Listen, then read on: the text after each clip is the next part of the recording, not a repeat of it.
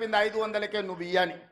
ఇవాళ ఆడబిడ్డలకు 500 రూపాయలకే సిలిండర్ ఇస్తున్న శాఖ మీ నాయకుడు ఉత్తమ్ కుమార్ రెడ్డి గారు నిర్వహిస్తలేరా? ఆడబిడ్డలకు 500 సిలిండర్ మా తెలంగాణ రాష్ట్రంలో మేము ఇస్తలేమా? రాజీవ్ ఆరోగ్యశ్రీ ఆనాడు మేము 2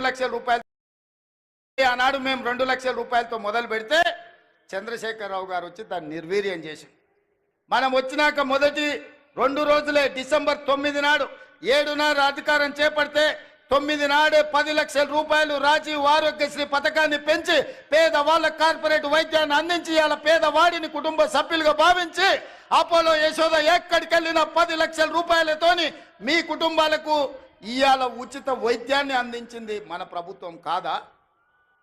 అదేవిధంగా ఇవాళ పాఠశాలల్లో ప్రమోషన్లు రాక టీచర్లు బదిలీలు లేక ఉంటే 35,000 మంది టీచర్లను బదిలీ చేయడమే కాదు 21,000 మంది టీచర్లను ప్రమోషన్లు ఇచ్చి ఇవాళ వాళ్ళ ఫుడ్ ఛార్జెస్ కాస్మెటిక్ ఛార్జెస్ 40% పెంచి ఇవాళ ఈ రాష్ట్రాన్ని విద్యార్థులను ఆదుకోవాలని 26,000 స్కూళ్ళల్లో 31 లక్ష విద్యార్థులకు ఇవాళ అన్ని రకాల వసతులు అందించాలని ఒక ప్రక్షాళన చేసి సమూలమైన విధానాన్ని తీసుకొచ్చి ఇవాళ విద్యార్థులను మన ప్రభుత్వం ఆదుకోలేదా అని నేను అడుగుతున్నా.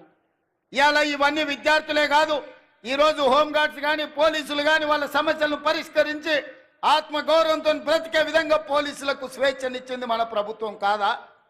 ఇవాళ అందుకే మన ప్రభుత్వం వచ్చిన తర్వాత మనం పనిలో మునిగిపోయినాం, ప్రచారం చేసుకోలేదు.